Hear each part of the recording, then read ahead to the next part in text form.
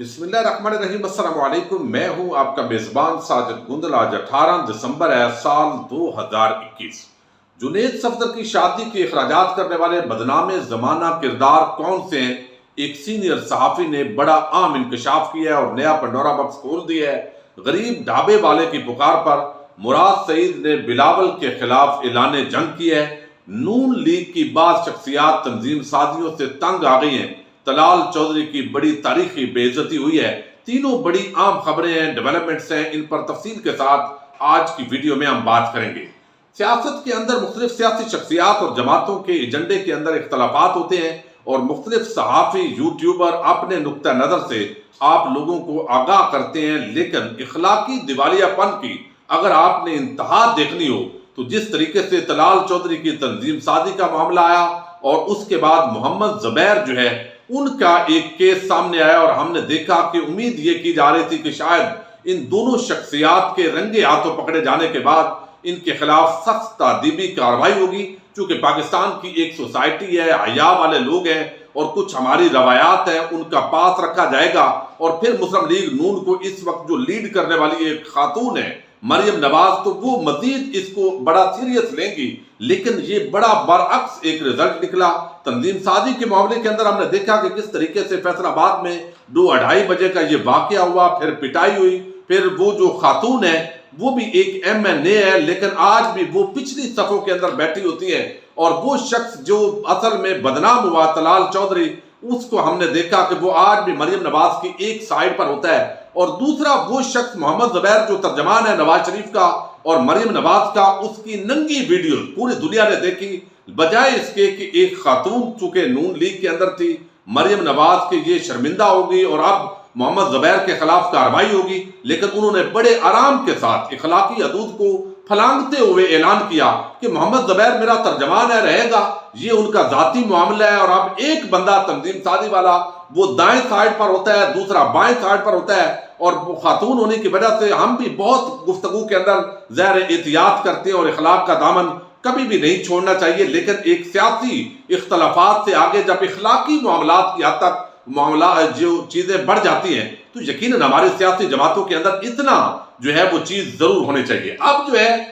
دیکھا ہم نے کہ پھر طلال چودھری کو جب روکا نہیں گیا تو پھر وہ لوگ روکتے نہیں ہیں، ان کو پتا ہوتا ہے کہ ہماری اس کے اندر مزید اس سے ویلیو پارٹی میں بڑھ گئی ہے۔ تو ایک دفعہ بلاول کے حوالے سے اس طرح کی گفتگو لاہور کے ابھی جلسے کے اندر چند ہفتے پہلے طلال چودھری نے کی اور وہ بھی بڑی گھٹیا قسم کی جو گفتگو تھی، اور ابھی کل ہی ہم نے دیکھا طلال چودھری نے وزیر اعظم کے حوالے سے بڑی گھٹیا غلیظ گالی نکالی، بڑی ایک عجیب قسم کے لطیفے بازی کرنے کی کوشش کی، اور اب جو ہے ان کو کہا جا رہا ہے کہ بھئی آپ کوئی کسی حد پر ٹکے، اور نون لیگ کے جو اپنے لوگ ہیں ان پر ہم کرپشن کی بنا پر ہمیشہ جو ہے وہ بات کرتے ہیں۔ اللہ کرے اس ملک کے اندر یہ نظام ہو اور یہ منطقی انجام تک ان کے تمام قصص پہنچے۔ لیکن دوسری طرف شہر خاقان عباسی نے یہ بات کی ہے کہ طلال چودھری جو ہے وہ جس طریقے سے بات کر رہا ہے، ہمارے اس کی کوئی حیثیت، کوئی وقت، کوئی اوقات ہماری پارٹی کے اندر نہیں ہے، وہ پارٹی کی نمائندگی نہیں کرتے بلکہ نون لیگ کے کروڑوں ممبر ہیں، لیکن اس میں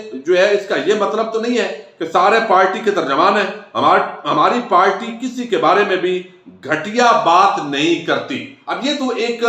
یعنی شہر خاقان عباسی نے کہہ دیا ہے، لیکن ان کو یہ بتانا تو پڑے گا کہ بھئی ایک بندے کو آپ یہ بات کر رہے ہیں، لیکن آپ کی جو لیڈر مریم نواز ہے جو آپ سب کی ہر دل عزیز لیڈر ہے، وہ تو ان کو اپنے ساتھ رکھتی ہیں، اور پھر اگر وہ اس طرح کے گھٹیا زبان استعمال کرتا ہے اور آپ کی نمائندگی نہیں کرتا تو آپ نے مسلم لیگ نون کی ان ترجمانوں کی لسٹ میں طلال چودھری کا نام کیوں ڈالا ہوا ہے جنہوں نے آپ کو جا کر آپ کا چہرہ جو ہے وہ دنیا کو ٹیلی ویژن سکرینوں پر بیٹھ کر دکھانا پڑتا ہے۔ تو نون لیگ کے اندر یقیناً بعض لوگ ان کی تنظیم سازیوں سے تنگ آ چکے ہیں، لیکن مریم نواز اور شریف خاندان ان کو اس طرح کے لوگ چاہیے ہوتے ہیں جو چرب زبان ہو، جو گندی زبان استعمال کر سکے، جو کسی پر اس طرح کا کیچڑ اچھال سکے۔ تو یہ طلال چودھری جو ہے اب اس کے حوالے سے یہ بے عزتی بہرحال زبردست کی ہے جو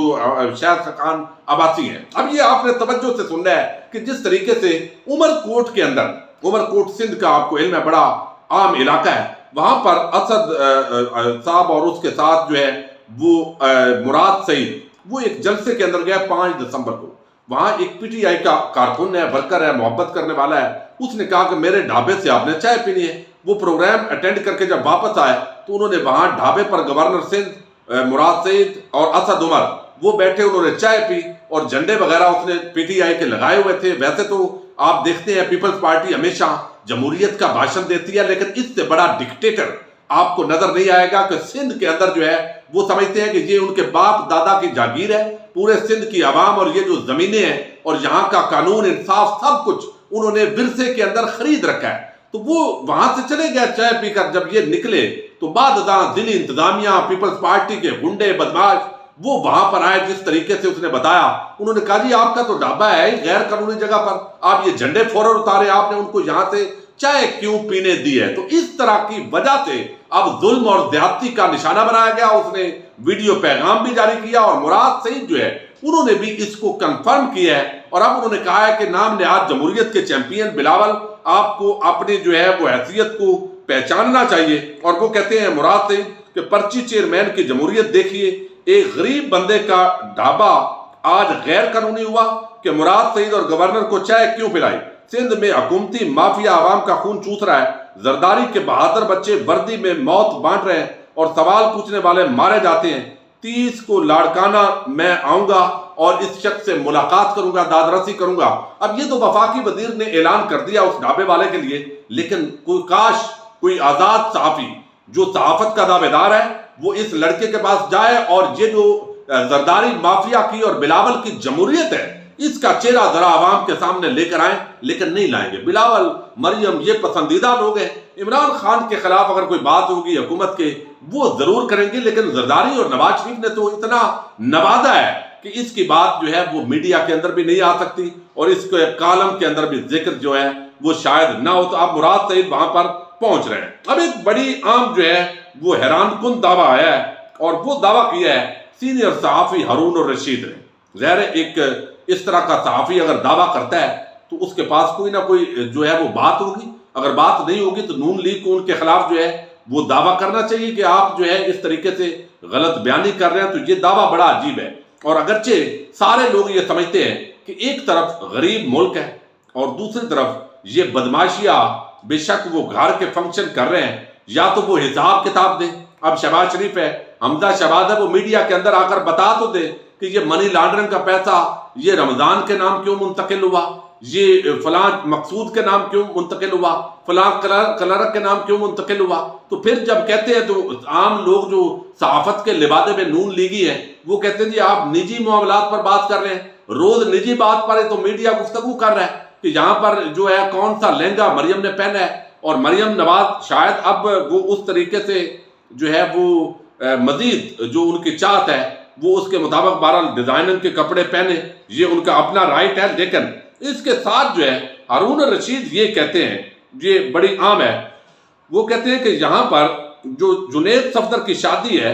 جس طریقے سے یہ لمبی شادی کی جا رہی ہے، جس طرح اس پر خرچہ آ رہا ہے، تو یہ ایک چھچورا پن جو ہے وہ اس کو انہوں نے قرار دیا ہے۔ وہ کہتے ہیں کہ معاف کیجیے گا لیکن شریف خاندان نے بہت ہی چھچورے پن کا مظاہرہ کیا ہے۔ جس ملک میں اتنی بھوک ہے، بے روزگاری ہے، کھانے کے لیے روٹی نہیں ہے، ادھر 3 ہفتے کے فنکشن ہو رہے ہیں، ہر فنکشن پر کروڑوں روپے کے اخراجات آ رہے ہیں، اور وہ کہتے ہیں یہ تمام اخراجات بدنام زمانہ کھوکھر برادران برداشت کر رہے ہیں۔ یہ ہارون الرشید کا کہنا ہے کہ جس طریقے سے سیف الملوک کھوکھر ہیں اور دوسرے جو ان کے بھائی ہیں اور سارے جو کھوکھر برادران ہیں، یہ ہارون الرشید انہوں نے دعویٰ کیا ہے کہ یہ تمام جو اخراجات ہو رہے ہیں، اگرچہ 2 دن پہلے جیو نیوز پر یہ خبر چلی تھی کہ کسی بھی سیاسی شخصیت کو اس شادی کے فنکشن کے اندر دعوت نہیں دی گئی، بلکہ اپنے قریبی رشتہ داروں کو اور جو نون لیگ کے قریبی لوگ ہیں ان کو دعوت دی گئی ہے، لیکن کھوکھر برادران کو اسپیشل دعوت دی گئی ہے، اور ان کے ساتھ چونکہ ذاتی تعلق ہے، یہ باقاعدہ جیو پر خبر آئی تو ظاہر ہے ان کے تعلقات ہوں گے اور ہر ایک اپنے تعلقات والے لوگوں کو بلاتا ہے۔ لیکن وہ کہتے ہیں کہ یہ تمام اخراجات بدنام زمانہ کھوکھر برادران برداشت کر رہے ہیں، بھارتی ڈیزائنر کے کپڑے پہنے جا رہے ہیں، ایک طرف ایک عام آدمی کے پاس اپنے بچوں کا پیٹ پالنے کے لیے پیسے نہیں ہیں، اور دوسری طرف یہ سب ہو رہا ہے۔ یہ کیا مناسب بات ہے؟ یہ ہارون الرشید نے سوال اٹھایا، اور عام پاکستانی جو ہے وہ بھی یہ چیزیں جو ہے وہ سوال کرتا ہے، سوچتا ہے کہ آپ ایک طرف غریب کی بات کرتے ہو، دوسری طرف اتنا لمبے فنکشن 2 ہفتے آپ یہ شادی کر رہے ہیں، پہلے آپ نے لندن کے اندر جو ہے وہ نکاح کیا اور وہاں جو فنکشن کیا، اب یہ آپ یہاں پر جس طریقے سے کر رہے ہیں اور یہ اخراجات جو ہے اگر کھوکھر برادران نے کیے تو کل ان کو کس طریقے سے پہلے لوٹائے گئے پھر لوٹائے جائیں گے، اور وہ پہلے بھی دعوے دار ہیں کہ وہ کس طرح جاتی عمرہ کے اخراجات کو پورا کرتے ہیں۔ بڑی سیریس قسم کے سوالات ہیں، اور ہم نے یہ بھی دیکھا کہ جو ابھی یہ شہباز شریف فیملی کے حوالے سے چلان جمع کروایا FIA کے اندر، وہاں پر پتہ چلا کہ جو مدینہ اور مکہ کے ہوٹلز کی بکنگ ہے وہ بھی انہی پیسوں سے، جعلی اکاؤنٹس جو تھے بے نامی داروں کے، انہی سے وہ بھی پیمنٹ کی گئی ہے۔ تو یہ خاندانی طور پر کچھ چیزیں ایسی تو ہو جاتی ہیں، لیکن بہرحال یہ ہارون الرشید صاحب کا بڑا عام دعویٰ ہے۔ اب نون لیگ کو اس پر یقیناً اپنا جواب دینا پڑے گا، اور وہ بتائیں کہ یہ اخراجات کہاں سے آ رہے ہیں، ان کی منی ٹریل کیا ہے، تاکہ اس پر ٹیکس دیا ہے نہیں دیا، یہ جواب ان کو بھی دینا ہے۔ لیکن حیرت کی بات یہ ہے اگر کوئی اور ہوتا تو اب تک طبقہ ملامتیہ کے اینکر صحافی وہ خبریں چلا رہے ہوتے، ٹی وی چینل خبریں چلا رہے ہوتے، فضول خرچی، یہ ہو گیا وہ ہو گیا، لیکن مجال ہے کوئی معاہدہ ہے شریف خاندان کے ساتھ جس کا ہم ہمیشہ ذکر کرتے ہیں۔ بہرحال اپنے میزبان ساجد گندل کو نیکسٹ ویڈیو تک کے لیے اجازت دیجیے۔ اللہ حافظ۔